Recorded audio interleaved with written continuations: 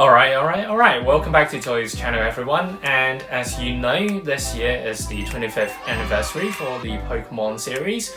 And wow, we have definitely come a long way. I still remember having my first Pokemon game, which was the Pikachu, the yellow version on the original Game Boy.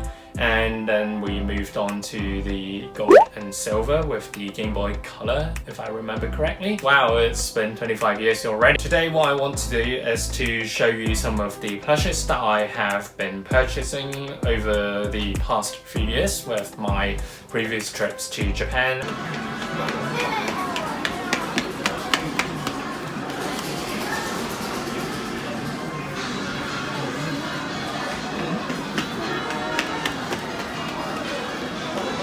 I hope you guys like this video. If you like what I'm doing at the moment, please like this video and also subscribe to my channel, as it would help out tremendously to the future of my channel. So thank you very much. Without further ado, let's get cracking. What I have in front of me are a few different Pokemons. Not an extensive collection, but I would say a modest collection for a normal person. As you can see, most of these plushes are from the Pokemon Fit series, as you can see here.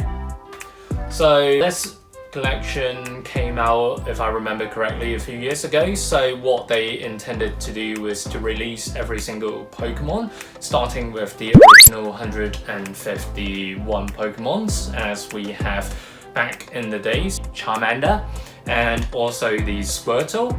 And as you can see, the size are pretty much similar to each other, being where the Squirtle is a little bit shorter than the Charmander. The craftsmanship is okay, it's not perfect. Of course, you can see some flaws here and there, with the head being tilted a bit to the left. Anyways, with the price range of around 1,000 yen, you can't really complain with what you've got. First of all, you have great details with the eyes in terms of the different layers. You have this bit of turquoise on the bottom of the eye, and it really does give it the extra shine that's needed to bring out the life and energy of the plush.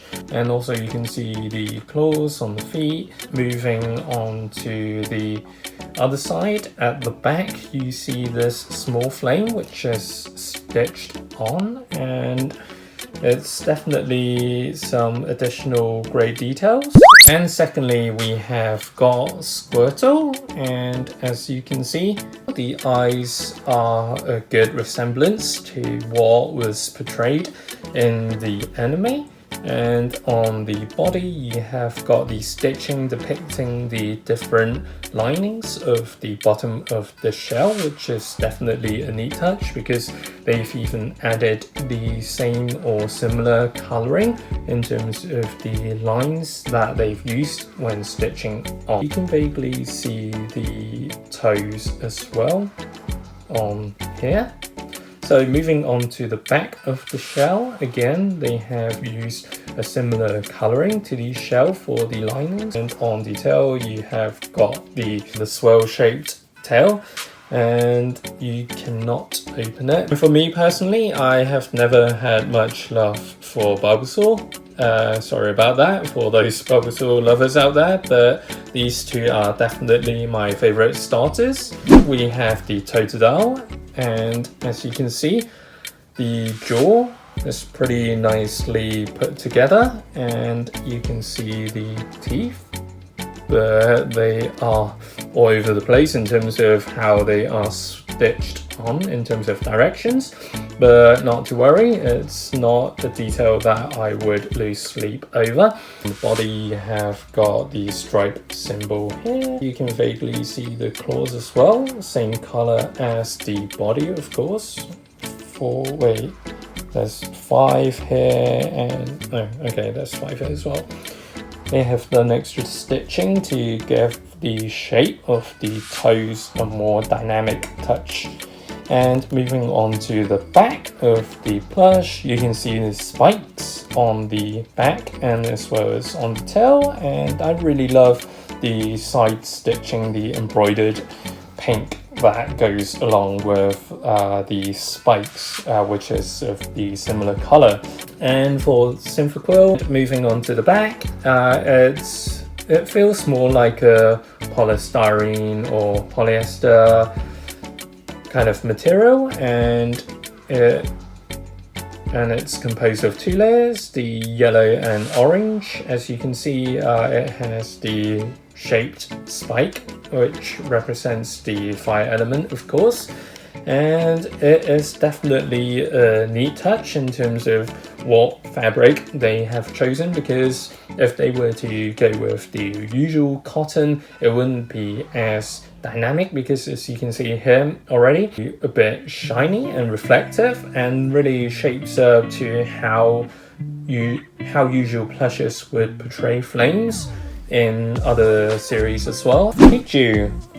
So one of the reasons that I did not get the Pikachu for this series is that I have got way too many Pikachus in my cupboard. In later videos, I'll try to power out my other Pikachus from my other cupboards and show you guys in other videos. So let's get back to the Pichu. So Pichu has all the needed, and rightfully so, the aesthetics, and the face is more on point in comparison to the tilted head for my Charmander as well as the Squirtle.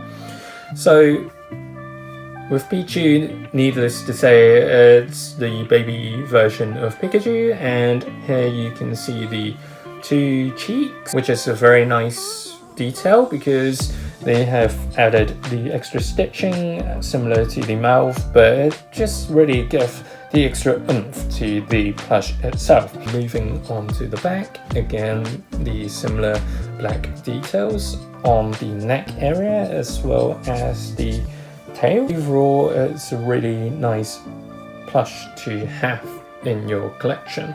As you can see here already, some of the linings are out. The face is definitely on point, other than the small tilting distortion that should not be there, but hey, we're not in the perfect world, so this is what we get. It's very squidgy, and it has and you can definitely feel the beans, similar to a bean bag that you would have. These Pokemon Fit series have some kind of beans in them, as well as the cotton, so you can hear clearly. Here we have the Charizard, needless to say, and as you can see, the teeth, it's horizontal, which should not be like that, it should be like this, but anyway, it doesn't bother me that much. And as you can see, the eyes definitely have the needed details with the dark turquoise, and it has the glowing kind of oval shape here. And this one is, I think, detail wise, again it's on point with the Pichu one. And here you can see the body, the feet and the hands, and on the back you see the details, which is similar to the Charmander, which I've just shown you guys. And let's take a closer look, and as you can see, the flame is definitely a bit bigger and more streamlined instead of a small blob, and that goes the same for the other side as well. And in terms of the wings, it's good enough, I'd say. It's got the nice details that give it the extra depth that's needed for the joint. And yeah, I love this Charizard, and it's small enough for me to keep at home without utilizing too much of the space. The legendary Pokemon from the Pokemon Gold, the Ho-Oh, and this is definitely one of my favorite legendaries because of the sheer color that is really enticing, and it kind of looks like a Pokeball in the body part, as you can see here. Just gonna add the extra circle, and yeah, we have the Pokeball. With the wings, it has the nice details of the different kind of green bits coming out from both ends, as well as being attached to this slight line of white. And then we have the color that's in line with the body, the red, and with the stitching that really separates both of the color layers apart. And on the neck you have the green, which is again nicely embroidered. And on the feet, okay, now this is again with all these small Pokemon plushes. You can't complain, you can't be too judgmental with the quality because they're made in batches, but I love for my Ho-Oh or other Pokemons to have some sort of consistency with their limbs so they're not all over the place. And let's move to the back. You have the tail with the different yellow pieces hanging out, and you can see vaguely that the colors are separated. We have the darker tone of yellow followed by the lighter yellow that comes at the end. And overall, I love how they've done this because number one, it's with the different lengths of the tail. As you can see, the inner layer is definitely shorter. If the tail pieces don't kind of come out too much and being all over the place, it would be better, but nonetheless it's good enough for what it is. But it's just a bit annoying when you put it together with the other Pokemons on display that it would sometimes push itself out because of the texture of this fabric being a bit harder than the usual cotton. And on the head you can see the crown. That is a small thin piece and it's kind of not strong enough to hold it together. And for me, I personally, when I'm designing the toy, I would definitely add this sort of harder and thicker texture for this piece so it wouldn't tilt too much or bend.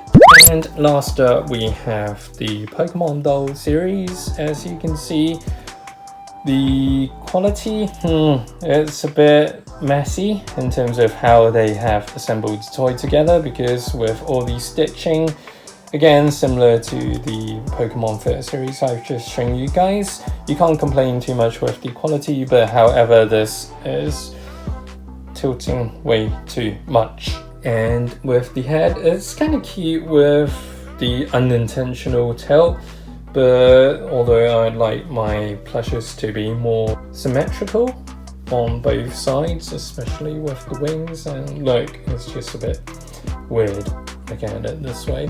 But however, with the Pokemon doll series, the fabric is definitely a lot softer, and I would love for them to have this fabric being applied to the Pokemon Fit series. And I'm not sure whether you guys can tell the difference, but when you put it on hand, it definitely feels a lot softer and more tailored for younger children like babies. And for the Pokemon Fit series, it's more for younger kids, I think. So yeah, there we are. So all in all, I hope you liked my sharing of the Pokemon plushes that I have. Please remember to give this video a like, a thumbs up, whatever you call it, as long as you don't hit the dislike button, of course. And please remember to subscribe to my channel for more goodness, greatness, and all things unboxing. And until next time.